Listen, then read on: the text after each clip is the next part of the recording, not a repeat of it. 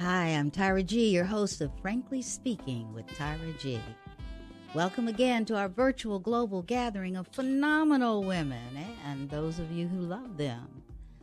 Yes, mothers, daughters, grand and great-grandmothers, fearsome and generous, humble and honest, in pursuit of new possibilities and purpose. You know, here we dig deep and we come up strong. For those of you joining us for the first time, each month we explore a new theme inspired by you. After all, you are our co-host. We bravely walk into places where tradition has taught us that there are some things you just don't talk about, but not at this table. And no matter how hard judgment tries to get in, knocking, it won't. Beloved, here we live beyond the wreckage. Every week we experiment, experience, educate, encourage, and empower. We share aha moments and stories that have been left in our pockets for too long. Every week we start where we are. I am so excited about how the show is progressing. We're in our 5th month of proof that dreams can come true. Frankly Speaking with Tyra G is one of my most precious dreams. I thank God for every remembrance of you and your gifts of ideas, your presence, and your encouragement. They've all been gifts that inspire. I can't do this show without you. Thanks so much.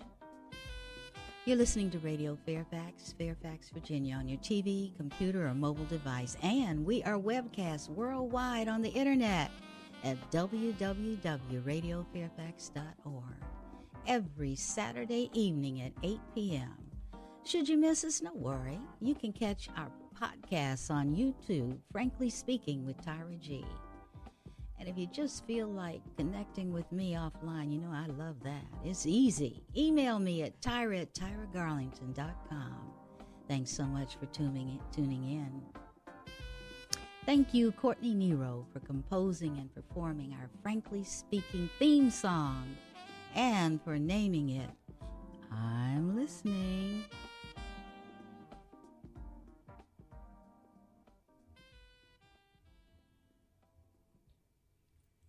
Our theme this month is Voices from the Future. Interesting title, right? Seriously, I know the only time we have is the present, and what we have hope for is the future. But the other reality is our future is walking among us right now. Those currently in high school will be overseeing our aging in place activities in the December of our lives. We need to connect with them, get to know them, and that's exactly what we're going to do this month. We're connecting up close and personal with Generation Z. To come of age in 2018 in America is to enter adulthood in a time of often overwhelming turbulence. The country is deeply divided. Technology is reshaping the world at a breakneck pace, and the future seems filled with uncertainty. As each day appears to bring it into another crisis, from unprecedented natural disasters or horrific mass killing to violent and ideological clashes, questions lurk in the background. Who will inherit this world, and what will they do? Enter Generation Z, born in 1995 and after. They are the first generation to spend their entire adolescence with smartphones. Loosely defined as those born after 1995, this new wave of soon-to-be grown-ups, also dubbed as the I generation, centennials, post-millennials, founders, plural, and the homeland generation, depending on whom you ask. They're here where the millennials left off. They live in a world connected where the tap of a smartphone gets them a pair of shoes that can be delivered to their doorstep via Uber or a drone in less than an hour. True digital and social media natives, they are ever connected, multitasking on many screens, and more comfortable sharing Snapchat. They are the first generation to spend their entire adolescence with smartphones. That rapid adoption of smartphones has had a ripple effect across many areas of their lives. The best way to understand and walk into Generation Z is to hear some of their own words. And I quote, "Whenever I'm bored, I can always find something to do on my phone." That was a young man, 17 years old. "I can't live without my laptop because I'm enrolled in a virtual school and I have to use it." That's a young lady of 15. "It's very easy to get addicted." That one's anonymous. "Yesterday I did over 20 hours on Face Chat with my friends." Now you and I know they're 24 hours in a day, right? "My phone would say if it could talk, 'I am exhausted. Give me a break,' because I use it so much." Another, "For me, being cool is being myself and having friends who like me for who I am." That was a young man of 13. "Knowing my phone is close to me makes me feel insecure." "I was not really concerned with privacy issues. I feel my phone is my security." Now, a deeper dive into the trends and perspectives of Generation Z suggests while they haven't yet entered the workplace, they have different values and beliefs than their predecessors. They were born during the financial meltdown, and they don't know a world without the internet. They will become most entrepreneurial, conservative, diverse, and educated generation in the world. Now, here's a collection of research. I'm not going to test you on it, but as I give you the facts, see if any of them resonate with you, or see if you hear any aha moments. Generation Z's value mirror. This is what they value now. 77% of Gen Z are either extremely or very interested in volunteering to gain work experience. We'll see if that's ringing true in a later conversation. 76% are concerned about man's impact on the planet. 79% display symptoms of emotional distress when kept away from their personal electronic devices. 90% would be upset if they had to give up their internet connection. 84%, I have seen this one, 84% multitask with internet-connected devices while watching TV. I saw it Thanksgiving. It blew me away. Football and apps, right? They have more than 10 apps on their smartphone, with 10% having more than 40. Wow. 60% of Generation Z says a lot of money is a sign of success. Now, this one's interesting. The people that most influence their career-related decisions include their parents, 30%, their friends, 17%. I'm going to skip the one on it. Well, no, I won't. This is interesting, too. Generation Z receives $16.90 per week in allowance, or $44 billion with a B dollars a year total. We'll check that out later, too. They have a combined buying power of $43 billion with a B, and influence an additional $600 billion of family spending. So that means parents are listening to them as to what to purchase, right? We're going to focus on this one. This is Generation Z students. 55% of Generation Z students say their parents are putting pressure on them to gain professional experience during high school. We'll check that one out, too. We've got some experts in the studio. 85% research online. 33% watch lessons online to educate themselves. 52% use YouTube or other social media sites for typical school research assignments. 60% of Generation Z say they like to share their knowledge online. 60% say that technology feels like anything is possible. Now, did any of that resonate with you? Some of it I can attest to with my own eyes, but the other I'm going to have to count on my guest in the studio.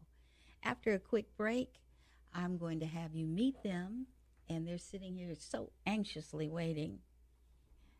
Hold on, don't go far. And we are back. I always say the best way to meet someone for the first time is to hear their voice and listen to the words that they have. And I have 4 people, young people, energetic young people in the studio with me today. And I'm going to ask them to introduce themselves with their name and age and a number of other things that might open the door to who they are. Naomi, would you begin, please? Sure. Hi, I'm Naomi. I'm 17, and I'm a senior in high school. Some things I really enjoy doing, I'm a musician, so I've been playing piano since I was 7, so this is my 10th year taking lessons.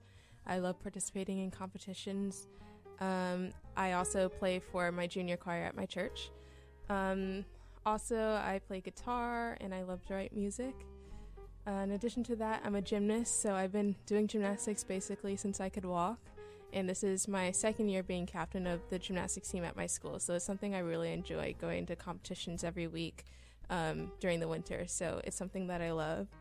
And I am looking forward to going to college next year, so still in the process of doing applications, but it's definitely something I'm looking forward to, and I think I want to study neuroscience or psychology, something like that, talking about behavior in criminals and research, so that's definitely something I'm interested in, and I'm looking forward to participating in that in college. And a dream of mine is to be in the FBI, so hopefully that's in my future.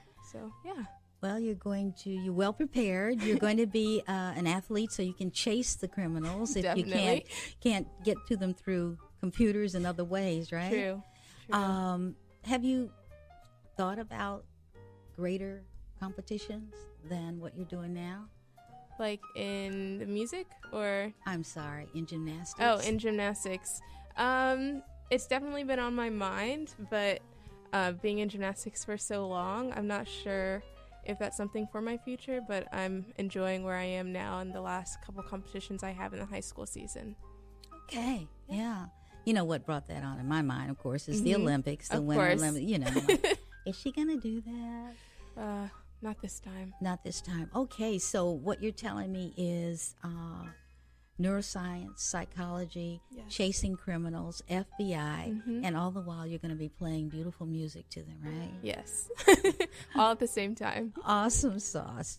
I had another question and it went away, but it will come back. Okay. I promise you. Okay. You want to hand off to your friend there? Sure. Here is... Introduce. Hi, I'm Rhyann. I'm 15. I'm in the 10th grade. I really like reading and watching TV, and I also like computers. So once I graduate high school, I think I want to major in like computer science or something like that. I'm taking 2 computer classes in right now in 10th grade, and in next year I think I want to take advanced computer science. I don't know. Some people. When they meet you, right? What's the first thing that you think they think about you, aside from the fact that you're beautiful? Thank you. Well, I mean, I like to crack jokes when I first meet people, so I think they think I'm funny at first until they get to know me. And And then what happens? I don't know. I just No more lose all- jokes? Yeah, I lose all like whatever. But yeah. So I think that I like to make people comfortable when I first meet them, especially if they're shy. And I had occasion to see something you were doing on computers that involved animation. Yeah, a long time ago, you were making little people do things on, I don't know what it was, because I don't know computers. So what drove you? What makes you like them so much that you... I don't know. I'm good with them. Like, that's like the future. Like, they're talking about making computer science like a class you have to take to graduate in in our county. Yes. And like you're gonna have an SOL for it and everything. So like, it's gonna be a big thing in the future, and Job security. Yeah, exactly. Absolutely. Absolutely. And then the other things, computers are a door into so many other things. Yes. And I was doing research on Generation Z, and it talked about the history of computers all the way to the extent, this really kind of blew me away, because it was 17, 18, and 19-year-olds said they could comfortably date a robot. And I was like, what? And seriously, their reasoning. Now listen to this. Their reasoning was, and this is as a result of artificial intelligence and neural networks. So the dating of a robot is not going to be like a box you're dating. It's going to simulate, obviously, a human being. But they were saying that this computer date would not judge them, would always be there, would do whatever they wanted, and they had lots of logical reasons, except that the computer could only be what it learned to be through artificial intelligence or neural networks. And so the big question was, well, how do you teach a computer empathy? So what do you think about that? Can you see yourself going out with... No, that's terrifying. It's ridiculous. I think that, what makes life is that it's, imperfect. And, if it's programmed, that's, the fun in that. Yeah. Yeah. So and the funny thing is the book that I'm reading is 500 pages long, and it's about your generation, and the name of it is Alone Together. Mm-hmm. And it talks about how you all could be sitting in a room together like you are now, and still, if you're involved with your device, how you could not be connected and yet be physically together. Does that make sense, what I'm saying? Yes. Okay. All right. Well, we'll go on with introductions, and then we'll talk a little bit more about that. Were you finished, Rhyann? Yeah, I'm done. You're finished? Mm-hmm. Okay. Take it away. Next. Hello. Hi. My name is Asa. I'm 15 years old. I'm in the 10th grade. I go to school in the area. Ooh, I like this music. I grew up around here. I play piano and drums. I've been playing since I was 3 or 4. So I play percussion in the concert band at school, and I play piano at the jazz band at school. And then I also play drums in the Blues Alley Youth Orchestra in Washington, D.C. And I play keyboards at church. So as you can probably tell, I like playing music. It's basically, that's basically my the life. Resume, Right. Yeah. And there's not a thing wrong with that. Did you do anything over the summer that was related to music? Yes. Over the summer, I did a summer program over at Rutgers University up in New Jersey, which was about jazz music and learning from a bunch of professionals, which was really, really fun, really great experience. Yeah. How many people, were lots of students your age there? Yeah, for sure. There was, I'd say probably around 200 people there for the program. Yeah, it was a good-sized program. Well, now, you're a tall young man. Sports been in your past, in your future, in your present? In my past, actually. I was playing lacrosse. Nowadays, I just work out to keep my fit. But, Wow. Okay. And what kind of working out do you do to keep your fit? Running, strength training, weightlifting. Uh-huh. Right. Awesome. Okay. So I know that there are other subjects besides music taught in school. So what other kind of subjects are you involved in? I like English. I like writing and literature and poetry and linguistics. I did a linguistics program over the summer at The Ohio State University. Yes, that's my alma mater. Say it again. The Ohio State University. Yes. Okay. Go Bucks. Go Bucks. Go Bucks. Yes. Now, you said linguistic program for... We've got international listeners and national. What was that like? What was that like for you? It was really great. It's a deep diving into the makeup of a language, going into the way that the mouth forms syllables and vowels with the makeup of the mouth and how the mouth interacts in a different language. So we got to map that out, and it was a really great experience. So, like when I took French, the first time I took French in high school, I went A-E-I-O-U. Exactly. That's yes. it. Okay. Just checking. Right. Okay, now it's 5 years from now, Asa. What are you doing? 5 years from now. Dream with me. I'm in 10th grade, so 5 years from now, I'd be third year in college. Yeah, somewhere sunny, hopefully. Maybe I'll have an internship at a record label or a recording studio, something like that. I'd like to be producing my own music at that point, studying like jazz studies or popular music studies somewhere. Okay, that's a good dream. You want to hand off to your partner there? Take it away. Hello, I'm Cody. I'm 13 years old, and I'm in the 8th grade. And I like sports, and I like hanging out with my friends. And come on now, give it up. Outstanding stuff.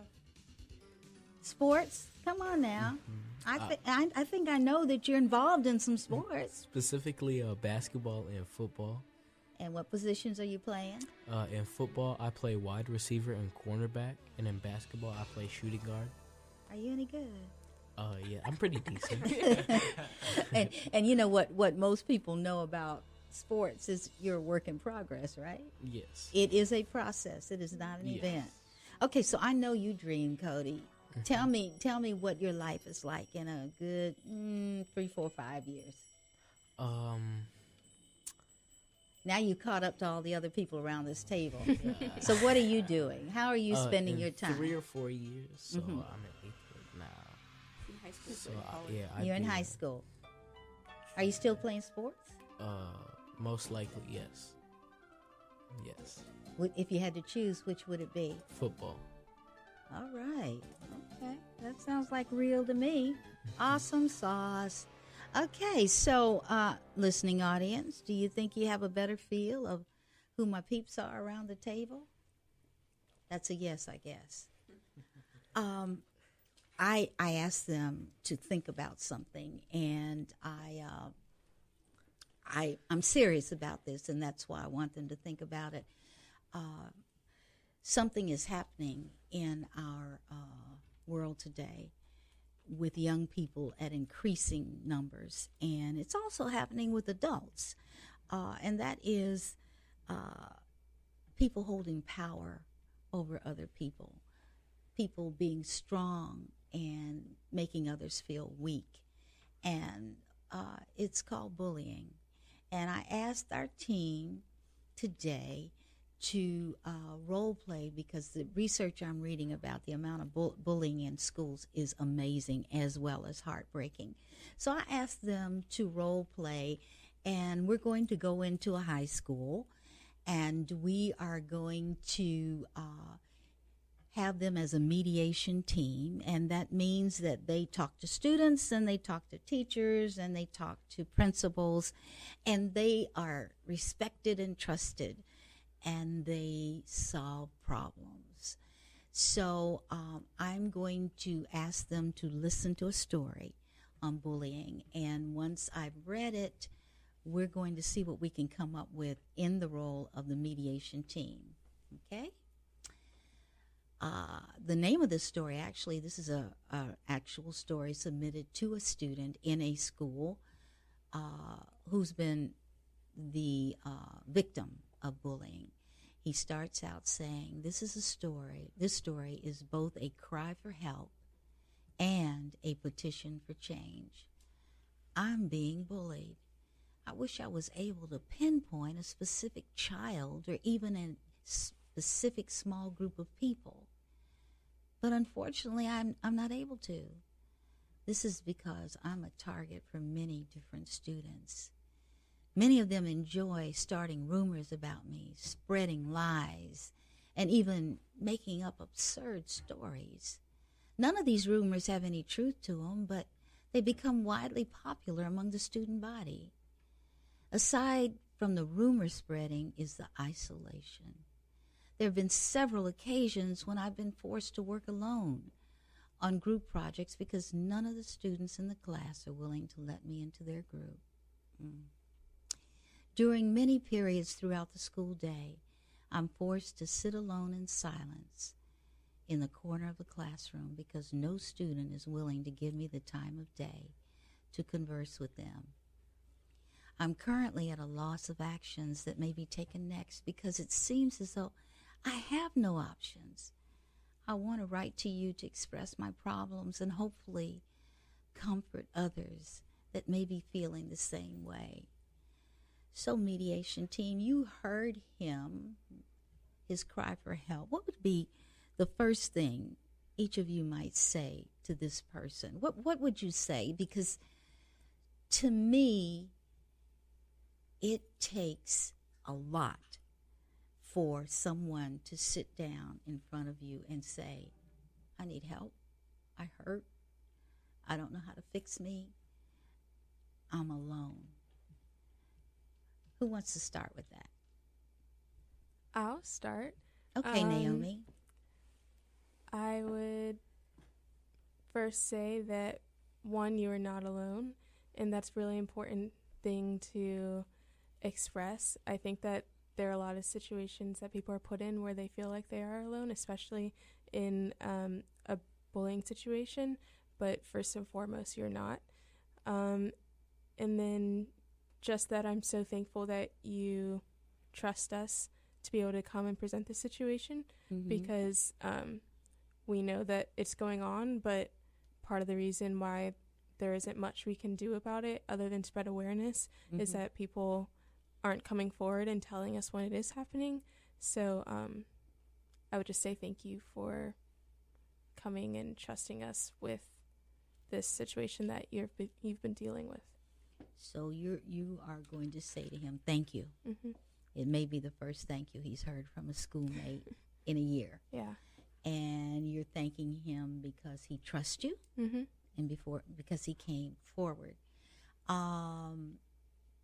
Other mediation team members? Asa? Yes.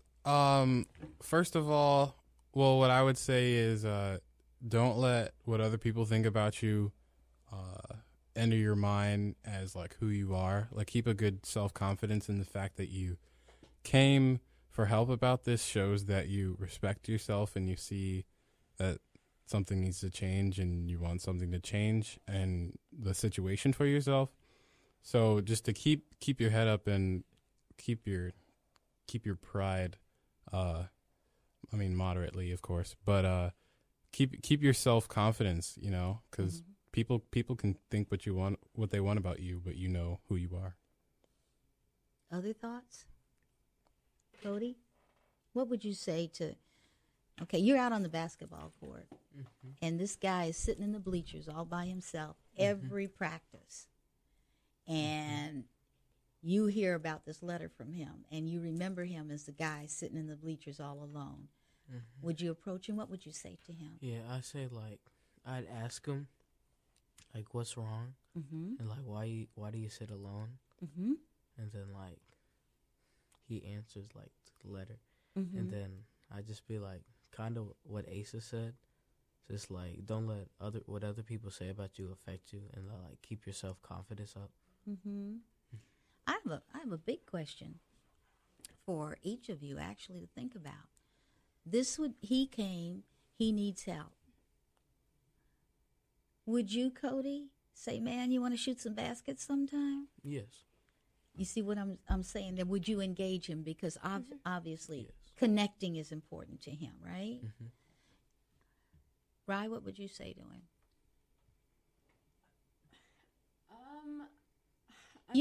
The thing that's important, Rhyann, is this. Everybody may not have anything that they feel like they can offer at that point in time. So it may be that, you're watching what's going on and... Well, I would never watch and not do anything. Like, I would always stick up for that person. Okay, so you're going to stick up for the person for sure. if you see the bullying occur. Yeah. Okay, and that seems to be what the issue is, although, how many of you seen bullying incidences? Never. You never? No. Okay, and ironically, I have. Isn't that something? But it was out in the street. I've seen it on the playground. So, have any of you ever been bullied? No. I've not. But I've heard of, like, I know people who have, so not necessarily, like, I haven't seen it happen, but I know that it occurs in my school, so, yeah. I don't know about any of it occurring in my school. I remember at my old school one time, in third grade, my best friend, she wasn't being bullied, but there was this guy, I'm really good friends with him now, but he was, like, teasing her, and, like, she didn't want to tell anyway. I was like, well, I'm going to go tell the teacher. And she's like, no, don't do that. And the teacher was his mom, So and she's like, no, don't go tell him. And I told his mom anyways, and the guy had to write like her an apology letter. And he never bothered her again. So he got called out, and one of the things you do with bullies is say stop, and that takes courage too. This is the interesting thing about bullying. Most bullies are in pain, and they have taken that pain and flipped it around. Okay, there's something they don't like in themselves. I want to read something to you. I found this is written by someone who was bullied when he was 14, horribly bullied, and his parents had abandoned him, so he was raised in a foster home. And he now, I actually have his book in my briefcase. He speaks about this experience to different audiences. And I'm going to read to you just one verse. His name is Shane Koizan, and he's very famous, and he has a poem called To This Day. It expresses his own experience of being bullied as a child and the profound and lasting effects on an individual. He also affirms the inner strength that allows people to move beyond what they are called. This is a tearjerker, so get ready. Okay. Every day, school was a big top circus. And the pecking order went from acrobats to lion tamers, from clowns to carnies. There were miles ahead of who we were. We were freaks, lobster claw boys and bearded ladies, oddities juggling depression and loneliness, playing solitaire, spin the bottle to try and kiss the wounded parts of ourselves and heal. But at night, while the others slept, we kept walking the tightrope. It was practice. And many of us fell. But here's what I want to tell you. All of this is just debris. It's left over when we finally decide to smash all the things we thought we used to be. And if you can see anything beautiful about yourself, if you can't, see anything beautiful about yourself, get a better mirror. Look a little closer. Stare a little longer. Because there's something inside of you that made you keep trying despite everyone who told you to quit. You built a cast around your broken heart, and you signed it yourself. You signed it. They were wrong. Because maybe you didn't belong to a group or a clique. Maybe they decided to pick you last for basketball or everything. Maybe you used to bring bruises and broken teeth to show and tell, but you never told. Because how can you hold your ground if everyone around you wants to bury you beneath it? You have to believe that they were wrong. They have to be wrong. Why else would we still be here? I got to tell you, I heard him recite the whole book, and he is amazing. Can you get a better feel of how someone might internalize what's going on to him? Let me ask you this. When something negative happens in your life and you don't know what to do about it, how do you deal with it? Say at school. It doesn't have to be at school. What do you do? Define like negative. Like, what do you mean? An example. Something that makes you uncomfortable, something that makes you sad, something that makes you anxious or angry. Yeah. I usually text someone I trust, whether it's like my brother or my mom or my dad or just a friend, which I think it's like really important to know that you have people who support you so that when that happens, you know that there's someone to talk to. And give me an example, Naomi. What would happen when, you don't have to be that personal, but what kind of advice might they give you in a time when you're broken and you're hurting? Depends on who I ask, but if it's my mom, she probably asked if I was okay, and then just encourage me that I don't know, that that everything happens for a reason, I guess, and that there's always strength and light that comes out of everything that happens. Okay. Okay. Other people might try to cheer me up first and just bring happiness to my day, which I always appreciate, because in those situations you're really, I guess, down on yourself. So it's important to always have happiness in everything and try and find the light in everything that happens. I can remember, I loved my parents, and they loved me deeply, and I can remember hurting. I was teased. I guess there were times when it was bullied. Mm-hmm. But there were times when my parents said the right things and hugged me, but it took me years to change the tapes that were in my head about what was said to me that broke my heart. So sometimes it's just not that easy.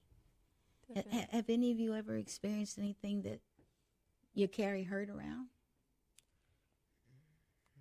I don't think I carry it around. Like, once I rant about it in my group chat, I'm kind of over it. It's like, all right, well, let's move on. Life goes on. Well, now that's very healthy. And did you say after you ran about it in your group chat? Like, I'll type do you want to really display angry. that? It's like I'll just like take what I'm angry, like, oh my gosh, look what so and so did, or like I got a bad grade on my test, and then I'm like, all right, I don't care. Well, what happens? Okay, right. What happens when you do that? What do they? There's like, oh, that sucks, or they're like, oh, that happened to me too. Like, oh my gosh, it's like a relating thing. They don't give me advice, but I mean, it's not like it's something I need advice for. Yeah, it's like more of like a cheer up, or not cheer me up, but like. Well, they connect with you. Yeah. Mm-hmm. And they're empathetic, right? Mm-hmm. And I think you said, oh, that happened to me too. Yeah. And sometimes the thing that, this happens when I speak to adults, women in particular, they will say to me, oh, I thought I was the only one. And just knowing that someone else has the same kind of issues is sort of like normal, like, oh, okay. And like you said, right, would you say I'm over it? Yeah. Like, I don't know, like, I'll see a bad grade on my test, I'm like, I'll be upset for a minute, I'm like, I don't care anymore. You don't see bad grades on your test. Why did you say that? Surprised. Do you really? Yeah. Oh, okay, that's news. Okay, guys, I'm not hearing anything from you. What's going on over there? What do you do? Something I try to emphasize in my day-to-day walking and talking is to sort of like look for next steps, right? So this has happened probably in the last month or so. I get a chemistry test back, right? And it's like and not an A. It's not an A. Let's just say that. It's not an A. So maybe maybe I'm kind of down for, let's say, like 5 minutes max. Exactly. But and then I'm like looking at the board. I'm asking my teacher, like, hey, is there retakes? Is there ways I can get points back? So it's like forward steps, moving forward. How can I fix this rather than kind of dwelling on the negativity? Like good vibes, keeping the good vibes. Well, actually, I think that's very healthy. Yeah. And what's fascinating me is I've got 4 very healthy young people in here, and it feels good. It feels really good. I'm going to take a very short break, and then we're going to talk a little bit more about Generation Z. Okay? Come back, and here we are with our panel of Generation Z experts. That's because they are. We're going to do something to close out this section of our show, and it has to do with an inventory. And I ask each of my guests to choose one of the attributes that are in a list. I gave you part of the list earlier, and talk a little bit about it. And we can just go around the table if you want to start, Naomi. Okay. So I chose, whenever I'm bored, I can always find something to do on my phone. which I saw it. I was like, oh, that's so true, because in my family, we always talk about our phones. We're like, they're mini computers, which earlier you were talking about how computers are a door, and now like our phones are a door to anything. We can get any apps. We can go on a website. Like literally our phones can do anything that we want to, and now it's entered our everyday lives. Even in school, they used to be like, put your phones away, no phones, and now they're realizing that everybody has one and they can use it for educational purposes. So we literally sometimes in class, our teachers are like, okay, everybody take out your phones, we're participating Google in a this. game, or figure out the answer to this. So and sometimes I'm like, whenever I'm bored, I feel like maybe we're never bored because we're always on our phones anyway. But definitely if I'm sitting around, I just like pull out my phone, or mindlessly I can spend hours on my phone watching Netflix or texting someone, or on Snapchat, because of everything our phones are now able to do. Let me ask you a question. Do you have this intimate relationship with your phone to stay connected, or is it a habit? I think it's a little bit of both. Okay. I think in some ways I like to think of myself as an outlier. I don't know if someone else were to look at my everyday life if they would say the same thing, but I try to stay away from my phone. I set sounds boundaries. so tentative. I know But it it's not. calls. I know it does call sometimes. So sometimes I'll find myself spending an hour on my phone, but I don't know. When I'm doing homework, I try to stay away from it. We actually have a rule in our family, so when we go to bed, our phones stay downstairs. If not, I would probably be up all night watching things on my phone. But I don't know. I feel like some of it's a habit, and then some of it is actually to stay connected with my friends. So maybe a little bit of both. Okay. Right. Which one did you pick? I chose, I'm not really concerned with privacy issues. I feel my phone is secure. That is the dumbest thing I've ever heard. Not at all. No. Okay. Your information can get hacked so quickly. If you like put it into the wrong website. I'm the second I get tape, I haven't done this yet, but I'm thinking for a while. I'm taping over my laptop camera. The FBI are spying on us, guys. That's, you know, they're listening to this right now. Like, I'm just maybe I'm a conspiracy theorist, but like they definitely are. Well, you do have evidence. Well, I mean, You have evidence Yeah. that so you're We're being not spied on. exactly. Snapchat did this like update like in the summer where it's like Snap Map, find all your friends' Oh my locations so you can gosh. see where everyone is. And I'm just like, that is the most terrifying thing. Why? I can probably we were talking about privacy in my literature class at school, and I could probably talk about this for like a really long time, but I won't. No, But you can't because we're running out of time. Yeah, we were reading 1984 by George Orwell, and the whole thing about like privacy really isn't real, especially in this day and age with technology. It's Exactly. interesting. True. Yeah. And I actually leave my phone plugged in the living room when I go to bed.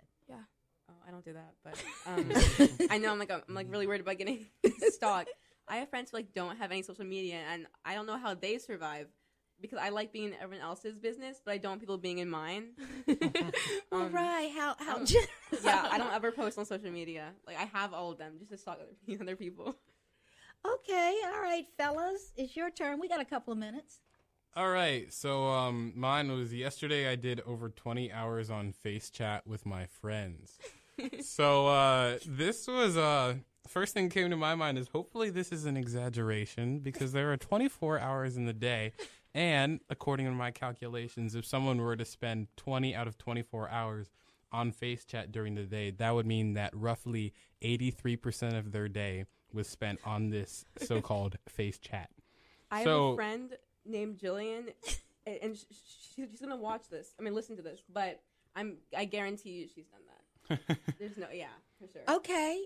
I'm You Right. you got another one? Of course. Well, I mean, first of all, for this, I would think, like, I don't know the circumstances, like, if they were stuck in their house and they were, like, just kind of bored, then I would kind of understand. I'd probably do that the same, but seems like a little much.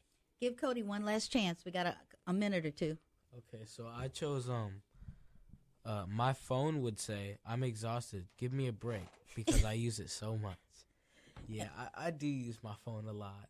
Like, I sleep with it. I have a really long charger. To reach your bed. Yes, but it charges very slowly. Now, Cody, okay, you heard what Cody said, right? Yeah. Remember when I said to you, people would date their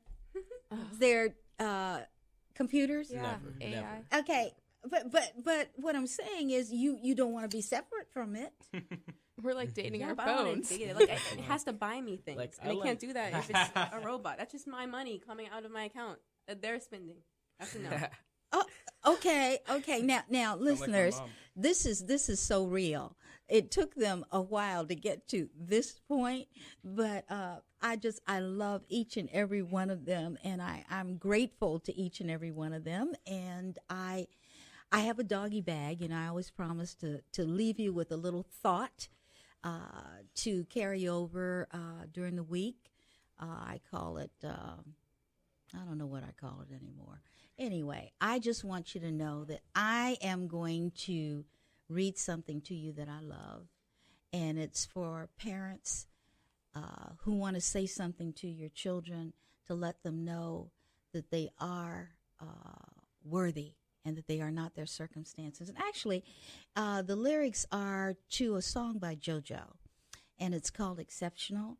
And I'm going to do this in lieu of our theme song going out. So if you'll bear with me, see you same time next week. Your seat is guaranteed at the table. This is Frankly Speaking with Tyra G. This is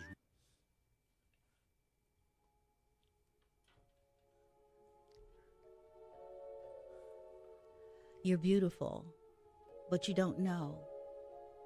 You can't see what's inside your soul. Always feel like you're not good enough. You wish you could be someone else. Sometimes you just can't see yourself, but I see you. I see who you are.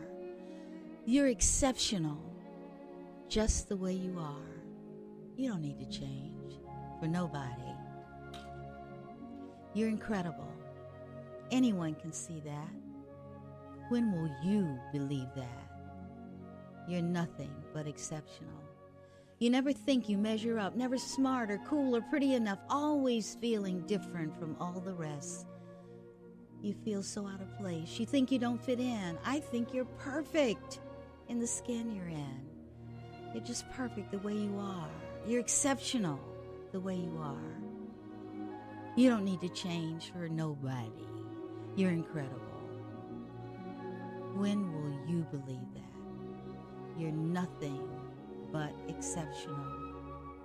If you could see the one I see when I see you, you'd know how lucky you are to be you. I see through into you, and you are exceptional, just the way you are. You're incredible, just the way you are. When will you believe that?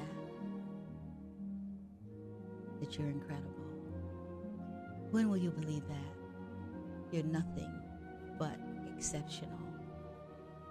And I'd like to add to that, you are amazing, just as you are. You're stronger than you feel, you're smarter than you think, you're more beautiful than you know, and you're more loved than you can imagine. Take care, be well, talk to you next week.